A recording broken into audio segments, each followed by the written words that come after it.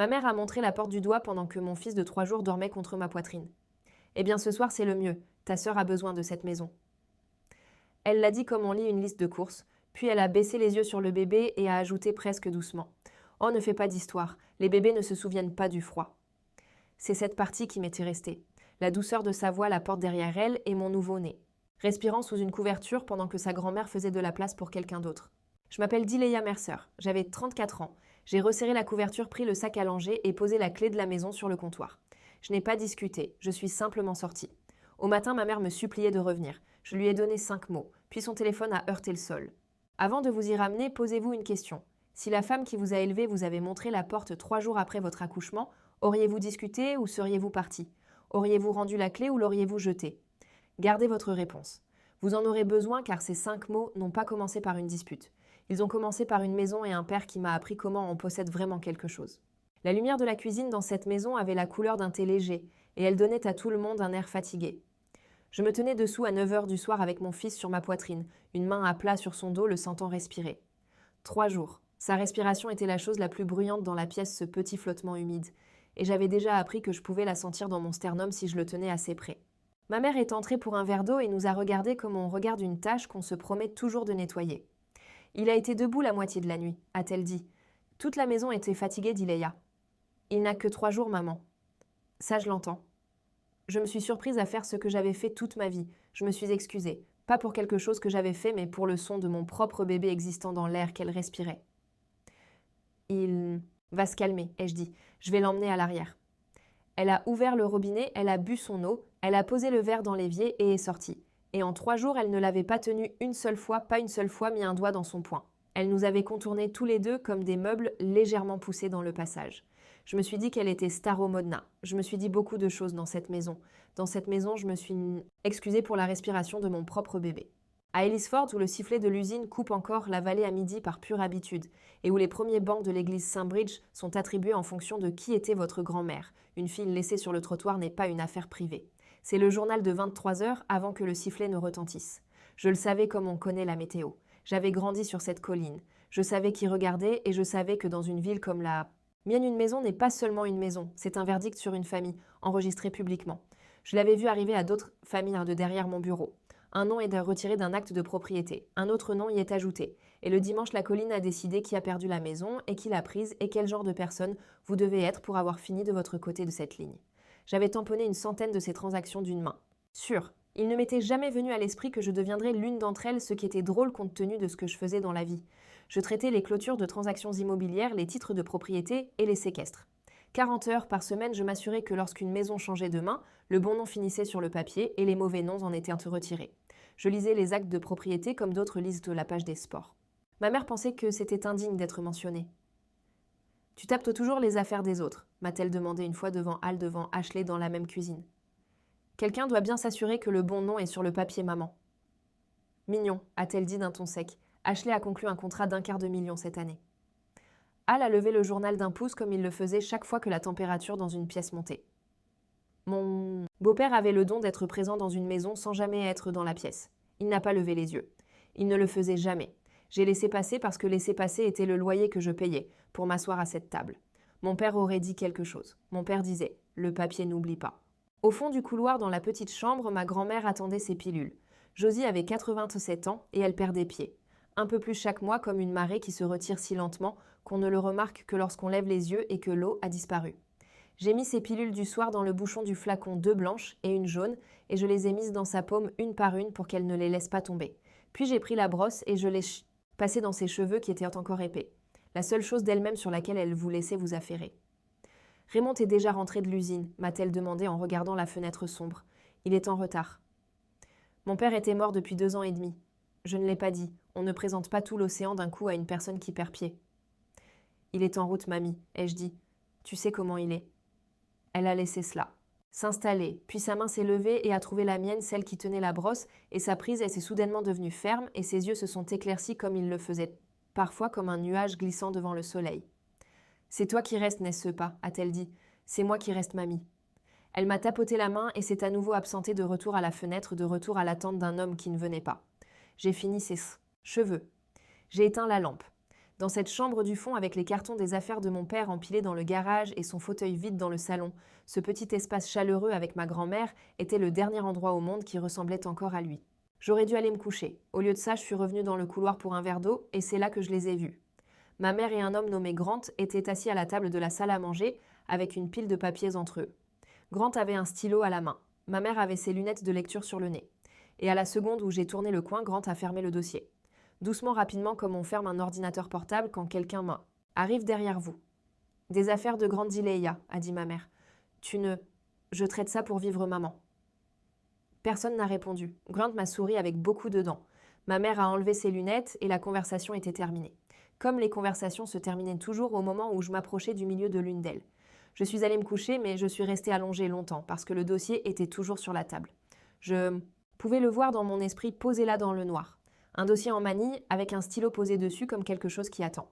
Le dossier sur la table n'était pas à moi de le lire. Je l'ai lu quand même. Mon père m'a emmenée au bureau d'enregistrement du comté pour la première fois quand j'avais 9 ans. Je me souviens de l'odeur, du vieux papier de la cire à parquet et de la poussière de radiateur. Et je me souviens qu'il m'a soulevée pour que ma main puisse atteindre le grand registre relié sur le comptoir, celui où ils enregistraient les actes à la main. Et il a appuyé ma paume à plat sur la page ouverte. « Tu sens ça ?» a-t-il dit. « Chaque maison sur cette colline est dans un livre comme celui-ci. Qui la possède? Qui l'a possédée avant? Quand elle a changé de main et pourquoi ?» Il a tapoté la page. « Tu devrais savoir comment on possède vraiment quelque chose, dit Leia. Les gens oublient, ils se disputent, ils supposent, ils se racontent des histoires. Le papier n'oublie pas. » Je ne l'ai pas compris, j'avais 9 ans. J'ai compris que mon père avait traversé la ville un samedi pour me montrer un livre et qu'il me regardait pendant qu'il le faisait, ce qui était en soi une rareté. Il m'y a ramené plus d'une fois au fil des ans. Il me montrait des choses en ville. Une clôture construite à 60 cm sur le terrain d'un voisin que personne n'avait jamais contesté. Un nom encore peint sur une boîte aux lettres 3. Propriétaire, après le départ de la famille. Et il disait « Tu vois, comme personne n'a vérifié, les gens font confiance à ce qu'on leur dit. » Il ne m'apprenait pas à me méfier des gens. Il m'apprenait à regarder dans une famille, où regarder était en quelque sorte devenu un travail qui m'incombait à moi et à personne d'autre. Ma mère appelait ça « Ray qui me remplit la tête ». Mon père appelait ça « faire attention ». J'ai passé de nombreuses années depuis à me demander lequel des deux m'élevait vraiment. Cette même année, ma mère a emmené Ashley à un concours de beauté à 2 comtés de là, et a oublié de venir me chercher à l'école. Je suis restée assise sur le trottoir près de l'entrée latérale jusqu'à ce que le concierge commence à empiler les chaises. Mon père est venu. Il n'a pas dit un mot contre ma mère. Il ne l'a jamais fait. Il s'est juste garé, a ouvert la portière passager et a dit « Toi et moi, on remarque les choses. Ce n'est pas la pire des choses. » Puis, il m'a emmené manger un croque-monsieur et n'en a plus jamais parlé. Il m'apprenait quelque chose dont je n'aurais pas besoin avant 25 ans. L'année où mon père était tombé malade, le sifflet de midi a commencé à ressembler à un compte à rebours.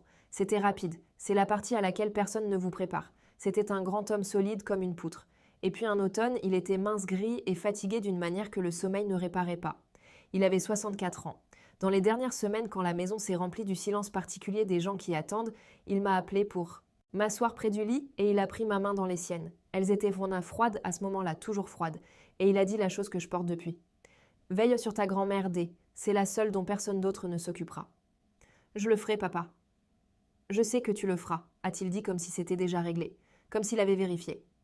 C'est toi qui remarques.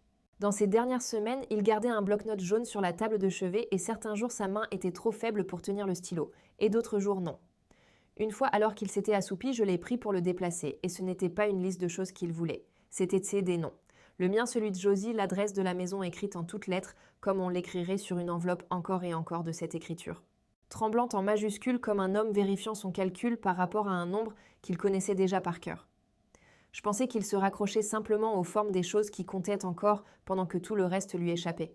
Je sais maintenant que c'était le contraire. Il s'assurait que les formes tenaient, que les noms et l'adresse restaient alignés exactement comme il en avait besoin dans le livre, au centre-ville, et dans ce qui restait dû. Monde après lui pour que le jour venu, le papier dise ce qu'il n'avait plus le souffle de dire à voix haute. Je ne l'ai pas compris alors. Le matin après les funérailles, j'ai fait 2 tasses de café par habitude. Je suis restée au comptoir en tenant la seconde jusqu'à ce qu'elle refroidisse, puis je l'ai versée dans l'évier et je n'en ai plus jamais fait 2. Ma mère n'a pas attendu une semaine. À la réception dans sa robe noire, elle se tenait dans sa cuisine et disait à ma tante que la maison avait besoin d'une main ferme maintenant. Et moi, il y a 2 ans et demi, vidé, anéanti, incapable de me battre avec qui que ce soit pour quoi que ce soit, je la lui ai laissée. Je lui ai laissé son fauteuil dans sa cuisine et le pouvoir de décision sur tout ce qui s'y trouvait. Je me suis dit que c'était la chose décente à faire. Je me suis dit qu'une famille en deuil ne se déchire pas pour une maison. Je leur ai laissé sa maison. Je me suis dit que c'était la paix. Un an plus tard, ma mère a épousé Hal et Hal a emménagé. Je suis passée un après-midi et il y avait une berline étrange dans l'allée, garée à l'endroit exact où mon père se garait le nez vers le garage. Et le fait que cette place soit occupée m'a plus affectée que l'homme lui-même ne le ferait jamais. À l'intérieur, les affaires de mon père étaient mises en carton. Ses disques, ses outils, la flanelle encore sur le crochet près de la porte. Hal se tenait dans le couloir avec un rouleau de ruban adhésif pendant que ma mère dirigeait. Ce ne sont que des meubles, dit Leia, a-t-elle dit quand elle a vu mon visage. Hal ne me l'a jamais dit directement. Hal disait tout à mi-distance à la télévision au journal. Il a emballé la vie d'un homme mort et s'est caché derrière une émission de bricolage pendant qu'il le faisait. Ils ont aussi déménagé Josie de la bonne chambre avec la lumière du matin à la petite à l'arrière parce que Hal voulait un bureau. Et le carton marqué Ré Garage a été mis dehors sous une bâche et je suis restée là et j'ai fait ce que je faisais toujours. J'ai gardé la paix. La première nuit où Josie a dormi dans la petite chambre du fond, je me suis assise sur le bord de son nouveau lit jusqu'à ce qu'elle s'endorme dans un espace à peine assez large pour nous deux. Et une table de chevet. Elle cherchait sans cesse une lampe qui n'était plus du bon côté, sa main se refermant sur le vide, là où l'interrupteur se trouvait. Et je me suis levée et j'ai déplacé la lampe du côté où elle cherchait. Et je n'ai rien dit à personne sur le fait qu'ils avaient réduit le monde entier d'une vieille femme, à ce qui restait après qu'un beau-père ait eu son bureau. Je suis partie, j'ai pris un petit appartement en ville et je venais tous les jours donner ses pilules à ma grand-mère et lui brosser les cheveux parce que quelqu'un devait le faire. Et ce quelqu'un, c'était moi. Je suis partie pour que la paix règne dans la maison. Elle n'avait pas besoin de moi pour ça. Je suis revenue 18 mois plus tard et je veux être honnête sur la raison car ce n'était pas noble. J'étais enceinte et l'homme qui avait promis d'être là avait vu un test positif et s'était souvenu d'un endroit où il devait être. Ça arrive. Je ne gaspillons pas de mots pour lui. Ce qui comptait, c'était l'arithmétique. Un bébé en route, un salaire à temps partiel dans un cabinet de notaire et un loyer que je ne pouvais plus payer seule. Et Josie allait plus mal. Elle avait laissé la cuisinière allumée 2 fois. Elle m'avait appelée par le nom de ma mère puis m'avait demandé qui j'étais. Et elle ne pouvait pas rester dans cette maison. Toute la journée avec seulement la télévision de Hal pour compagnie. Alors j'ai demandé à ma mère si je pouvais rentrer à la maison pour le bébé et pour Josie. Les deux étaient en vrai. « Tu peux rester », a-t-elle dit, et j'ai entendu le prix avant qu'elle ne le nomme. Mais ce n'est pas une pension, dit Leia. J'ai emménagé dans la chambre du fond, la petite celle où ils avaient mis Josie. J'ai installé un berceau d'occasion contre le mur à 60 cm du lit de ma grand-mère, de sorte que la plus jeune personne de la famille et la plus âgée dormaient dans le même carré de la maison, respirant le même air sous la même fenêtre. Il y avait des conditions et ma mère les a affichées comme un propriétaire affiche des règles. Les courses partagées, le bruit réduit après 20 heures. Mon nom retiré de la boîte aux lettres parce que c'était sa maison maintenant et qu'elle aimait que ça ait l'air d'une certaine façon pour les voisins sur la colline.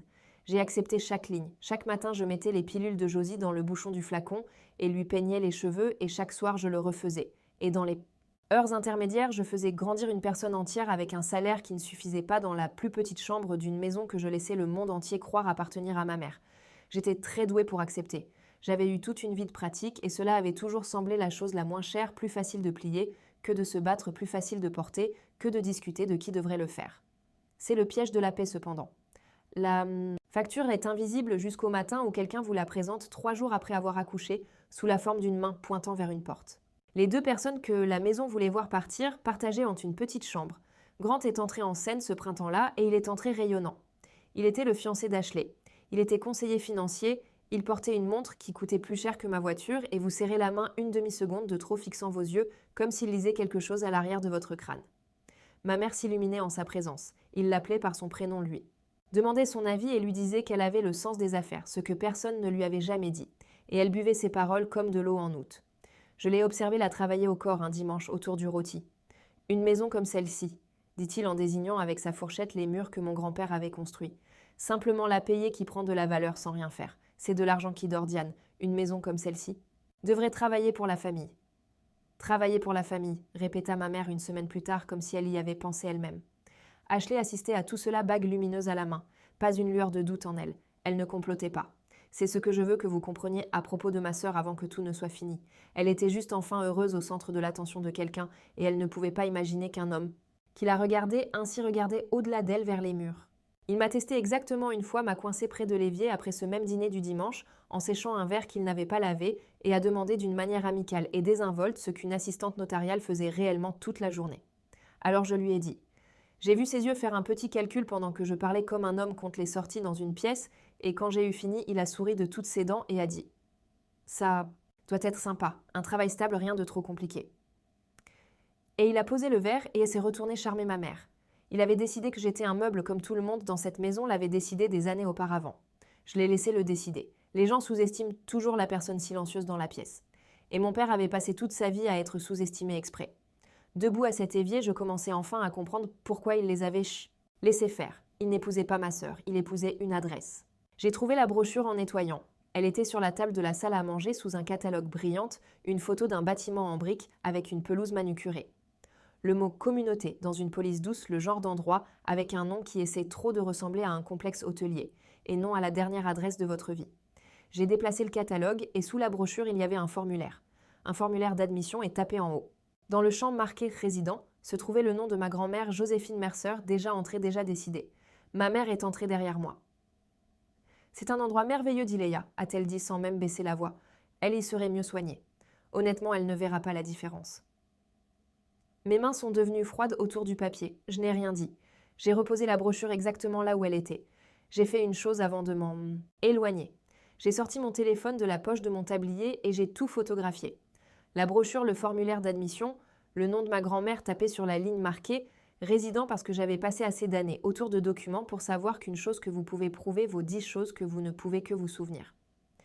Puis j'ai remis le coin du catalogue par-dessus exactement comme il était et je suis allée dans le couloir et je me suis tenue dans l'obscurité de la petite chambre et j'ai regardé Josie respirer dans son sommeil lentement et régulièrement, ne sachant pas que quelqu'un avait déjà tapé son nom sur la dernière adresse de sa vie. Mes mains n'étaient plus froides à ce moment-là, c'est la partie qui aurait dû m'effrayer. La brochure avait le nom de Josie tapé en haut. J'ai ouvert le dossier à 1h du matin à la table de la cuisine, le bébé enfin endormi et la maison endormie, et je l'ai lu comme je lis une pile de documents chaque jour de ma vie professionnelle. C'était un prêt sur valeur domiciliaire contre la maison, et j'ai su ce que je regardais en moins de 30 secondes, parce que j'avais vu exactement cet animal traverser mon bureau auparavant, et j'avais vu des familles signer leur vie en souriant. Le principal était de 185 000 $. Le taux d'intérêt n'était pas un taux bancaire. C'était un taux de prêt privé à coût élevé, le genre que l'on ne paie que lorsque quelqu'un compte sur le fait que vous ne lirez pas attentivement. Il y avait 6 points dessus. 11 100 $ partis en frais avant qu'un centime de cet argent ne serve à qui que ce soit. Et à la fin, un paiement ballon.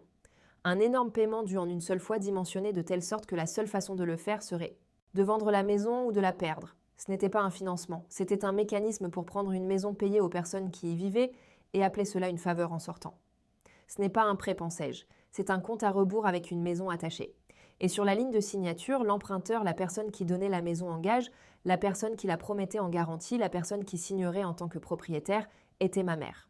Quiconque signait en tant que propriétaire était sur le point de tout perdre, et ce ne serait pas ma mère. Voici ce que je n'ai jamais dit à ma famille. Il y a 2 ans et demi, dans les semaines difficiles après avoir enterré mon père, c'est moi qui me suis assise avec ses papiers, parce que c'est moi qui comprenais les papiers. Et tout le monde était heureux de confier cette tâche particulière à la fille, qui faisait ce genre de choses.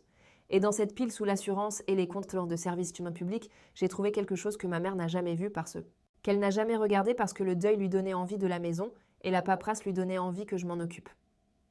Mon père avait créé une fiducie révocable entre vifs des années avant de tomber malade. Discrètement, avec un avocat en ville comme le font les hommes prudents, il avait transféré la maison dans cette fiducie.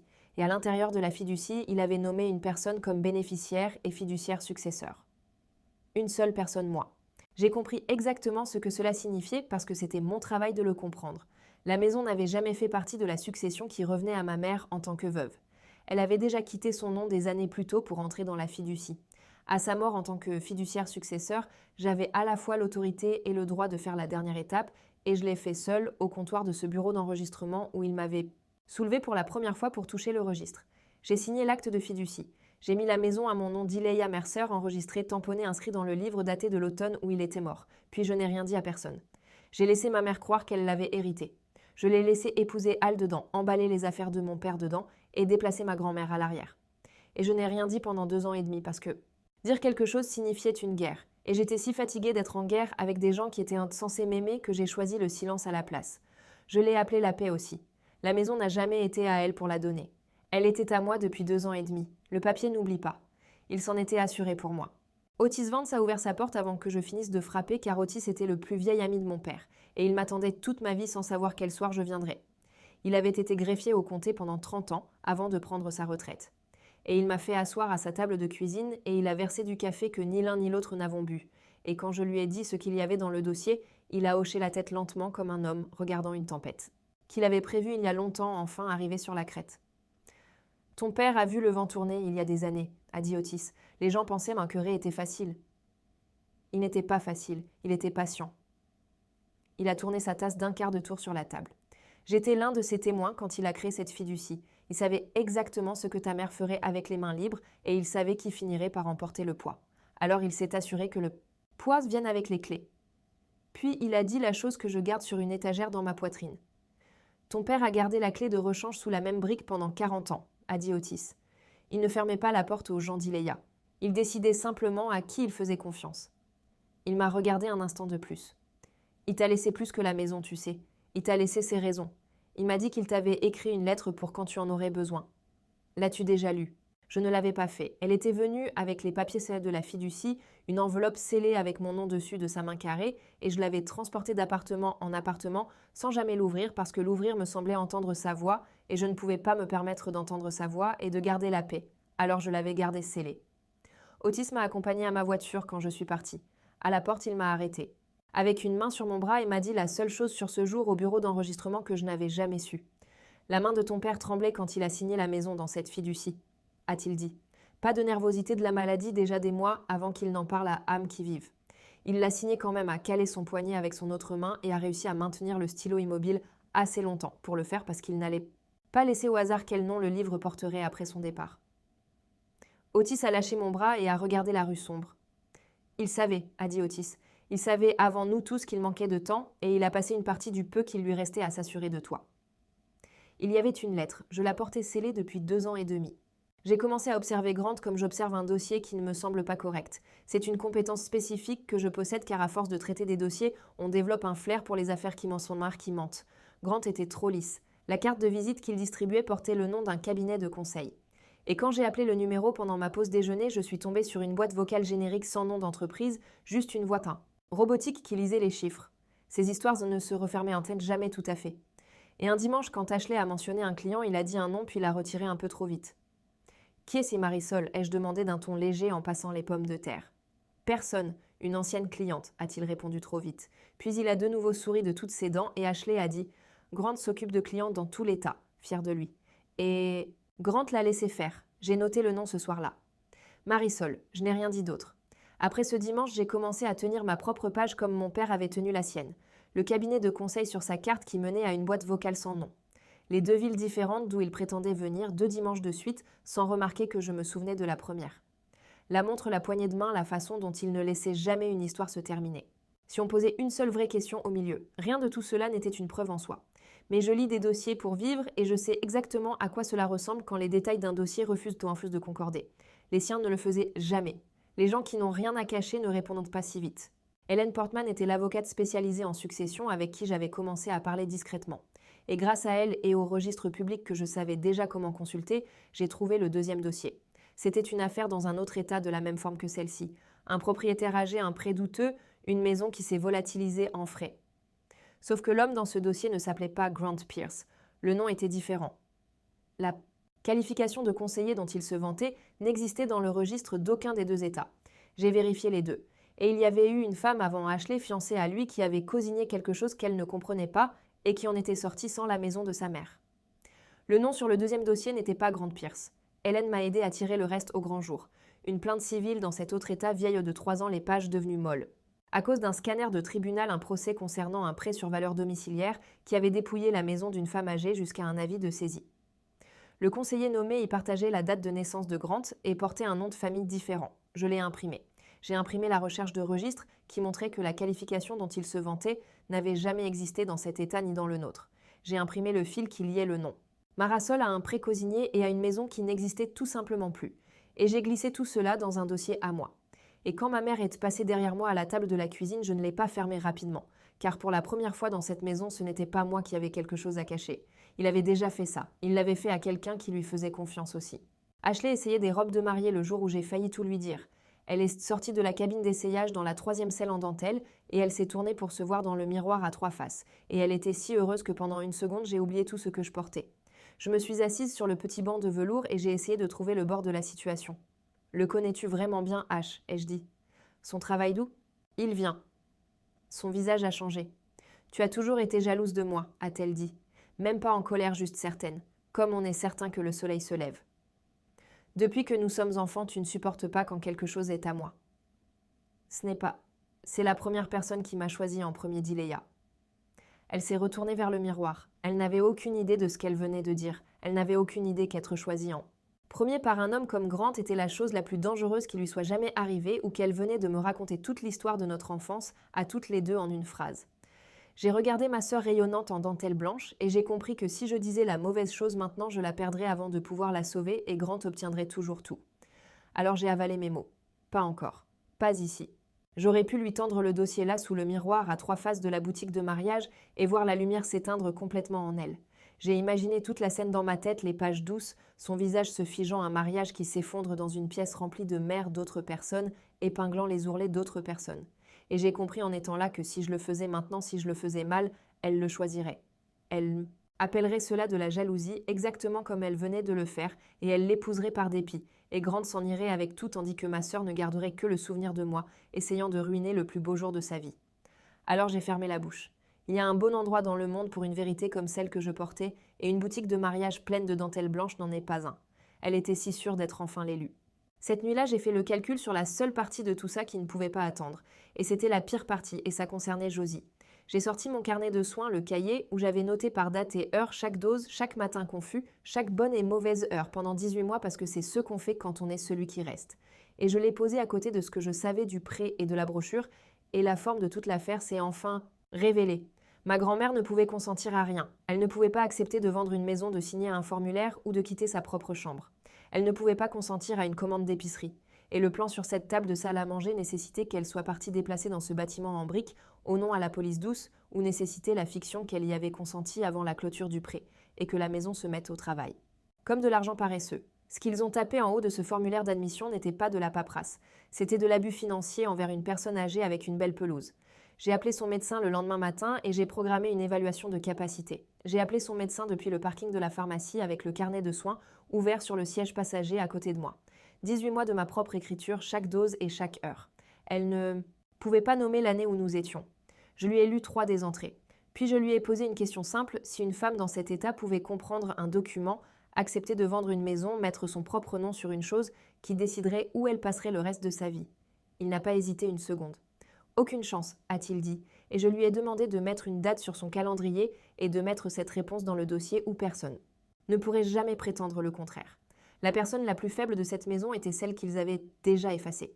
Le bureau d'Hélène Portman sentait le bon café et les vieux livres, et elle a lu l'acte de propriété enregistré et la fiducie avec ses lunettes de lecture poussées dans ses cheveux gris. Et quand elle les a posés, elle m'a regardé un long moment avant de parler. « Votre père a bien fait les choses, a-t-elle dit. Ce n'est pas un peut-être. C'est votre maison depuis 2023. Puis elle a pris un bloc-notes et a fait ce que je n'avais pas pu faire depuis 2 ans et demi. Elle en a fait un plan au lieu d'une attente. Voici ce que nous faisons, a dit Hélène, et elle a écrit en parlant. 3 lignes claires. 1, nous confirmons votre titre enregistré qui est déjà en béton. C'est la partie facile. 2, nous obtenons une évaluation de la capacité de votre grand-mère dans le dossier pour que personne ne puisse la déplacer ou la lier à quoi que ce soit. Cela la protège quoi qu'il arrive. Elle a levé les yeux. Nous la gardons chez elle, c'est la première chose que nous faisons. Et le prêt, ai-je dit. 3, a dit Hélène, nous ne faisons rien pour arrêter la clôture. J'ai dû la regarder comme si elle parlait à l'envers. Votre titre est public, a-t-elle dit patiemment. Il est enregistré. Toute recherche de titre compétente le trouvera. Vous n'avez pas besoin de faire une scène d'Iléa. Vous n'avez pas besoin d'appeler le prêteur et de le supplier d'eux. Vous écoutez, vous avez juste besoin de laisser leur propre processus faire ce pourquoi il est conçu. Elle a posé le stylo. La vérité est déjà dans le livre. Nous les laissons y entrer. Elle m'a expliqué 2 fois la partie sur la capacité car c'était la partie qui ne pouvait attendre rien d'autre. L'évaluation serait faite par le propre médecin de Josie rédigée datée classée et dès qu'elle existerait dans le dossier, aucune institution sur Terre ne pourrait l'admettre sur une signature qu'elle n'était pas compétente pour donner. Et aucun agent de prêt vivant ne pourrait accepter son nom sur une seule page. Cela figerait ma grand-mère. Exactement là où elle était à la maison, dans son propre lit, dans la maison que son fils avait entourée d'un mur de papier sans qu'aucun de nous le sache. Hélène a fait glisser une feuille sur le bureau vers moi, une lettre qu'elle avait déjà rédigée pour que le médecin la signe après l'examen, puis elle a croisé les mains sur l'acte de propriété. « Quoi qu'il arrive avec votre mère et cet homme, a-t-elle dit doucement, votre grand-mère est en sécurité à la minute où cette page est signée, donc nous faisons cela en premier. Tout le reste n'est qu'une maison et les maisons peuvent être réglées. Je suis restée assise là tenant une seule feuille de papier qui faisait en une phrase nette ce que je n'avais pas réussi à faire pendant 2 ans et demi. Et quelque part derrière mes côtes, un nœud que j'avais cessé de remarquer s'est desserré d'un tour complet. Pour la première fois en 2 ans et demi, je ne le portais pas seul. J'ai compris la stratégie dès que j'ai cessé d'en avoir peur. Si je me levais maintenant et que je criais, que j'avertissais ma mère, que j'appelais le prêteur, que j'agitais l'acte de propriété, il changerait simplement la forme de l'arnaque. Grant trouverait un autre angle, un autre prêt, un autre après-midi tranquille à la table de la salle à manger, et j'aurais montré tout mon jeu pour rien. Mais la clôture était déjà prévue. Il y avait un prêteur.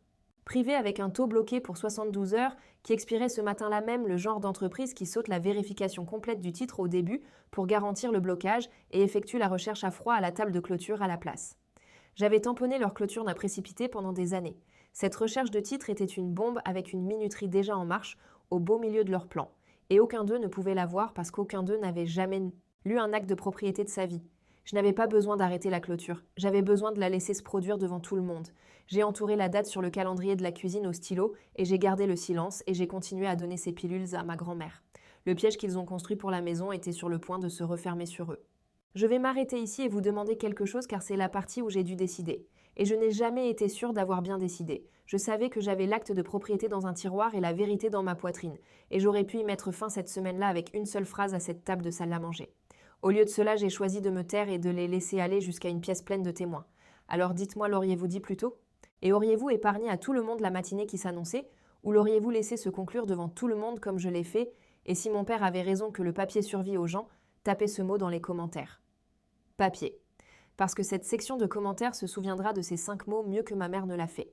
La veille de la clôture, je me suis assise sur le bord du lit avec l'enveloppe scellée de mon père dans les mains et je ne l'ai pas ouverte. J'avais peur de 2 choses, et c'était des choses opposées.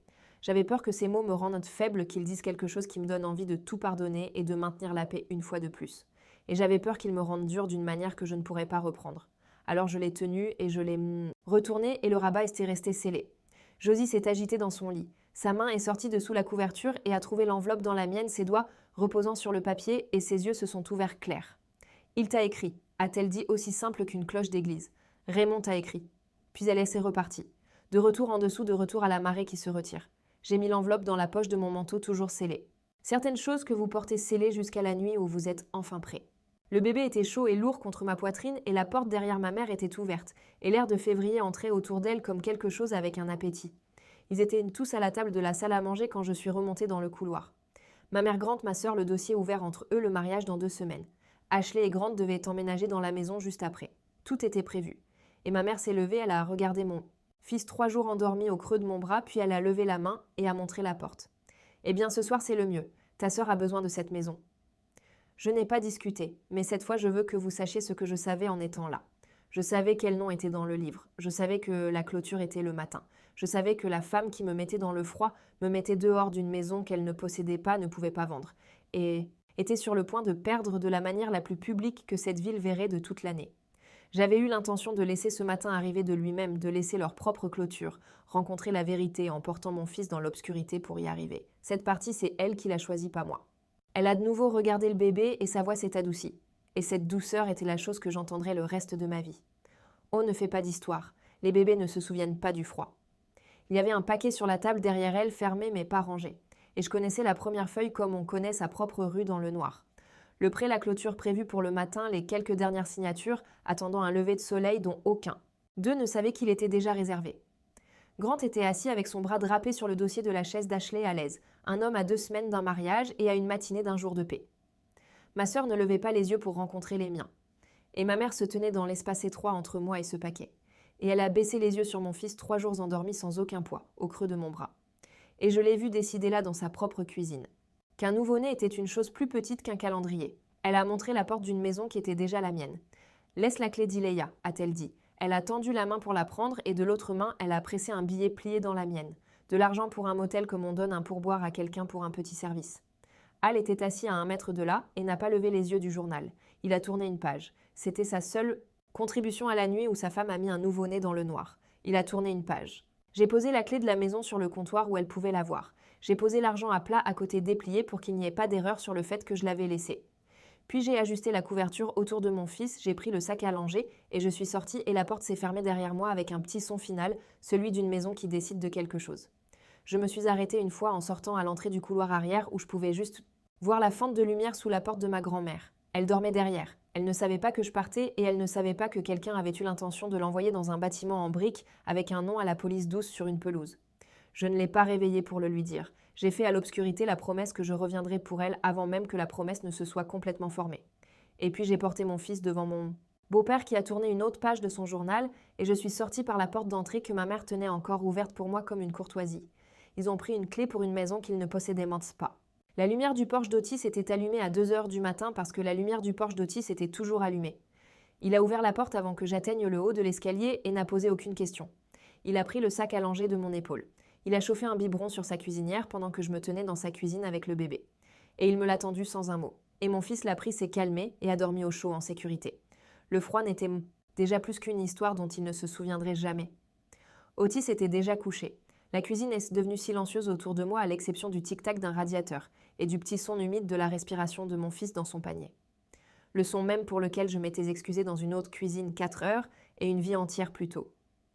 Je me suis assise à la table d'Otis sous une ampoule de la couleur d'une flamme basse, et pendant un long moment j'ai simplement tenu le poids de la chose que j'avais portée si longtemps sans jamais me permettre de sentir à quel point elle était lourde. Et puis avec le bébé dans un panier à linge rembourré de serviettes et le matin déjà organisé et plus rien à faire que d'attendre une clôture à laquelle je n'étais pas invitée, j'ai sorti l'enveloppe de mon père de mon manteau et je l'ai ouverte. Son écriture remplissait la page, cette écriture carrée et soignée. Et je veux ralentir ici parce que c'est mon père qui parle et je n'ai l'occasion de l'entendre le dire qu'une seule fois. Dès si tu lis ceci, alors j'avais raison. Et je suis désolée d'avoir eu raison. J'ai observé cette famille pendant longtemps. J'ai vu ta mère décider quand vous étiez petite qu'Ashley était celle qui avait besoin d'être soutenue et que tu étais celle qu'on pouvait laisser de côté. Je l'ai vu te laisser de côté encore et encore sur les trottoirs au bout des tables, au fond de chaque pièce. Et je t'ai vu te relever à chaque fois et te rendre utile quand même sans jamais lui faire payer. Les gens pensaient même que cela faisait de toi la faible. Je savais mieux. Je sais qui remarque quand la cuisinière reste laissée allumée. Je sais qui reste. J'ai pensé te le dire pendant que j'étais encore là. Je ne l'ai pas fait.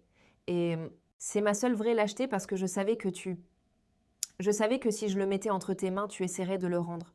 Tu dirais que ta mère devrait avoir la maison. Tu dirais que ce n'était pas juste pour ta sœur. Tu dirais que tu n'en avais pas besoin, que tu allais te bien comme tu as toujours dit que tu allais bien. Alors je l'ai mis dans le livre à la place où personne ne peut le contester. Et j'ai laissé ces pages pour que tu les trouves le jour où tu ne pourrais finalement plus le dire. Alors je veux te dire ce que j'ai fait et pourquoi. J'ai mis la maison à ton nom parce qu'une maison devrait abriter la personne qui abrite tout le monde. Et dans cette famille, ça n'allait jamais être quelqu'un d'autre que toi. Ils essaieront de te mettre sur le côté D. Je t'ai donné le centre. Tu as toujours été celle qui tiendrait bon. Veille sur ta grand-mère. Veille sur toi maintenant aussi. Et ne t'excuse plus jamais. D'occuper la place que ton propre père a gardée pour toi. Avec amour, papa. J'ai lu la dernière ligne sur le Porsche d'Otis et j'ai cessé d'avoir peur. Je n'étais pas dans la pièce quand c'est arrivé. Et je peux encore vous guider minute par minute car une partie m'a été racontée plus tard par ma sœur. Une partie se trouve dans le dossier de règlement. Et le reste, je le sais comme on connaît une chanson qu'on a chantée 100 fois. Je me suis assise à cette table exacte sur cette chaise exacte 100 fois et j'ai vu le papier décider. Imaginez la responsable de la clôture du prêteur à la tête de la table, avec son ordinateur portable ouvert, un notaire à ses côtés, avec son tampon et son registre. Ma mère dans son beau manteau stylo, précroyant être la propriétaire d'une maison qu'elle était en train de céder. Grant à sa droite, détendu expansif dirigeant la salle, car diriger la salle était la seule compétence réelle qu'il possédait. Et ma sœur Ashley sur la chaise du coin là. Pour soutenir sa famille. Bague à la main à 2 semaines d'un mariage. Grant a fait glisser le paquet. Ma mère a signé les premières pages où il a pointé du doigt comme propriétaire. Comme emprunteuse, sa signature petite et certaine. La responsable a rassemblé les documents, s'est tournée vers son clavier et a dit la phrase qui a mis fin à tout. La phrase la plus plate et la plus ordinaire du monde.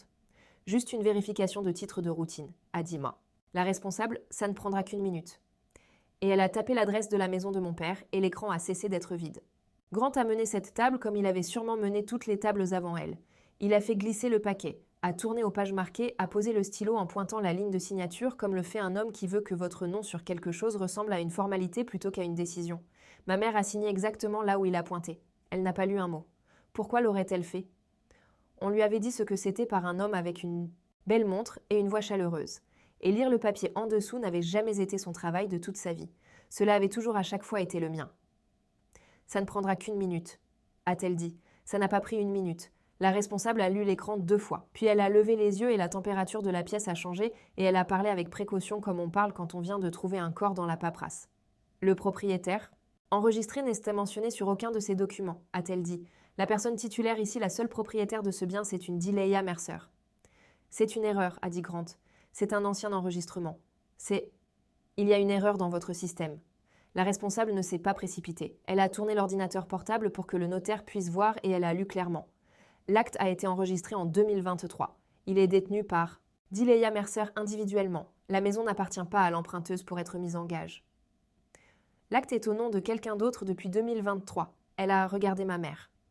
Madame, vous n'êtes pas la propriétaire de ce bien. Vous ne pouvez pas prendre un prêt contre lui. Il n'y a rien à conclure. Le prêt est mort là sur la table. Pas de valeur nette pour prêter, pas de garantie à saisir, pas d'affaire, taux bloqué de 72 heures. Ou non. C'était fini à la seconde où le livre a parlé et Grant a perdu son sang-froid. Il s'est levé trop vite et son calme a disparu d'un coup et il a commencé à parler trop fort d'erreurs et d'avocats et de comment c'était inacceptable. Et la responsable de la clôture l'a juste regardé avec l'expression plate d'une professionnelle qui a déjà vu exactement cela auparavant et le notaire a tranquillement fermé son registre. Et je veux que vous compreniez ce qui est arrivé à Grant à ce moment-là. Le masque qu'il portait ne fonctionnait que sur les gens qui voulaient le croire. Et il n'y avait plus une seule personne dans cette pièce qui voulait le croire. Il jouait la compétence pour une table de professionnels qui pouvaient voir qu'il n'en avait aucune. Ma mère était devenue blanche. Et ma sœur Ashley. Ma sœur a regardé l'homme qu'elle allait épouser debout là, le visage rouge, criant sur une responsable de règlement pour une maison qu'il n'avait jamais eu le droit de toucher. Et elle l'a regardé comme si elle le voyait pour la toute première fois. Son assurance a disparu devant les seules personnes sur qui elle fonctionnait. Mon téléphone a sonné à 8h15 du matin. J'étais sur le porche d'Otis. Le bébé dormait à l'intérieur. J'ai regardé l'écran et il était écrit « Maman ». J'ai laissé sonner 2 fois, puis j'ai répondu et je n'ai pas dit bonjour. « Dileya ». Elle pleurait. « Dileya, tu dois rentrer à la maison. Il y a eu…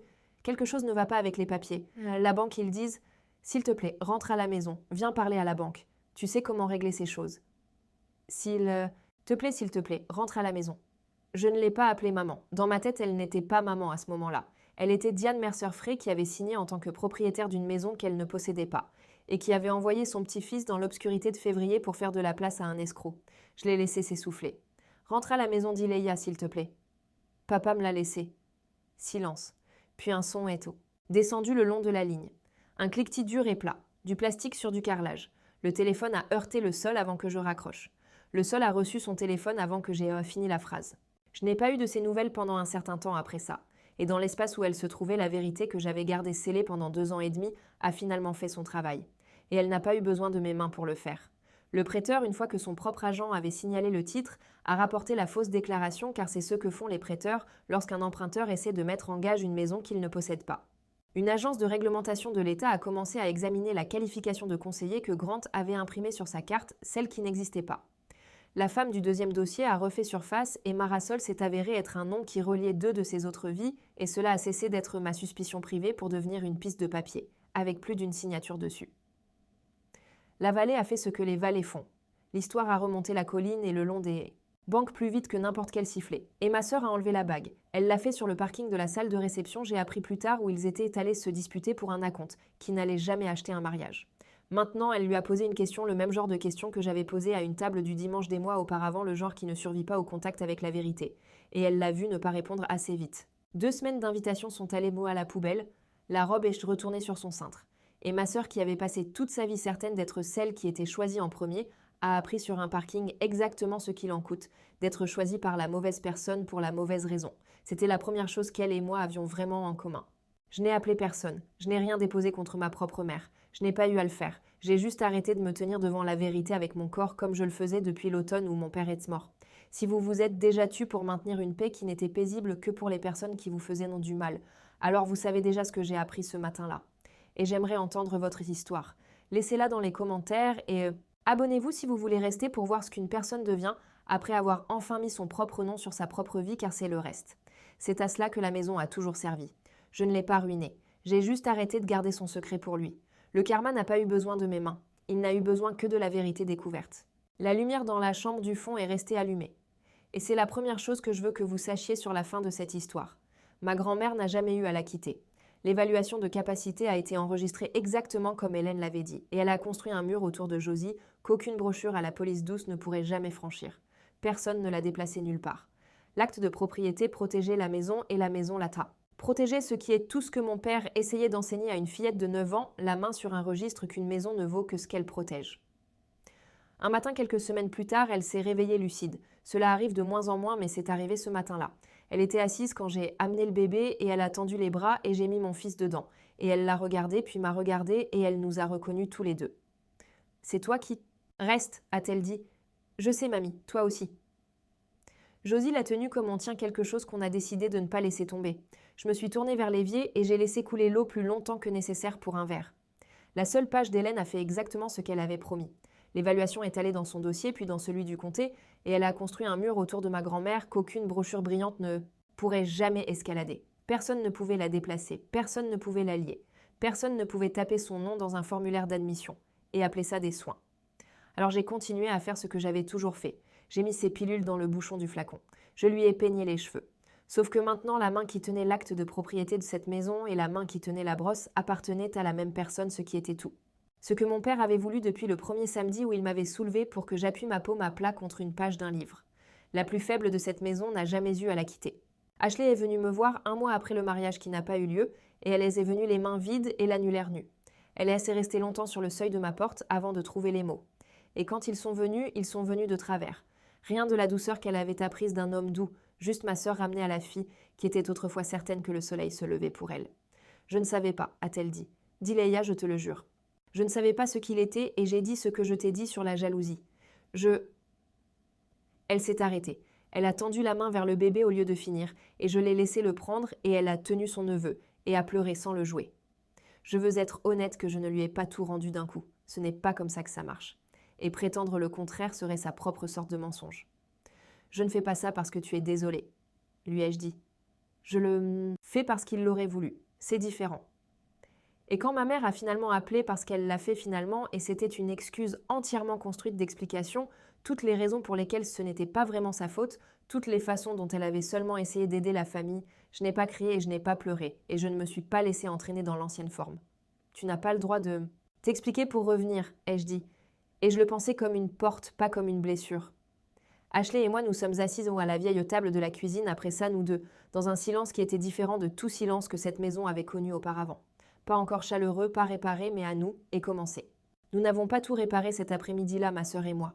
Nous avons bu du café à la même table où un homme avait un jour fait glisser un dossier sur le bois et qualifié une maison payée d'argent qui dort, et nous n'avons pas parlé de lui, ni de notre mère, ni des longues années que j'avais passées au bord de cette table pendant qu'Ashley était confortablement assise au milieu. Nous avons parlé du bébé à la place. Elle a tenu son neveu et je l'ai laissé faire et… Quand elle s'est levée pour partir, elle a dit qu'elle reviendrait mardi. Et puis elle l'a fait. Certaines portes s'entr'ouvrent. C'est toujours plus qu'elle ne m'a donné. J'ai ma propre véranda maintenant et ma propre lumière. Et je la laisse allumer. Je ne suis pas retournée en rampant à cette maison sur la colline. Je n'avais pas besoin de ses chambres ou de sa permission. J'ai construit quelque chose un peu plus bas sur la route. Petit à moi l'acte de propriété dans un cadre au mur où une famille moindre accroche une bénédiction. Et j'ai élevé mon fils à la lumière d'une lampe que j'ai payée moi-même. J'ai cessé d'être la fille Mercer, qu'on pouvait laisser au bord de la table. Je suis devenue celle en qui mon père avait confiance, celle qui a gardé la maison pour les gens trop faibles pour la garder eux-mêmes, ce qui s'est avéré être la même chose qu'il avait vu chez une fillette de 9 ans un samedi matin. Il m'a donné le centre. Je m'y suis enfin tenue. Otis passe le dimanche. Il s'assoit sur ma véranda comme il s'asseyait sur celle de mon père. Et certains après-midi, il ne dit pas grand-chose du tout, et cela s'avère être sa propre sorte de trésor. L'acte de propriété est encadré sur mon mur, celui qui est enregistré avec mon nom dessus, le tampon du comté pressé dans le coin.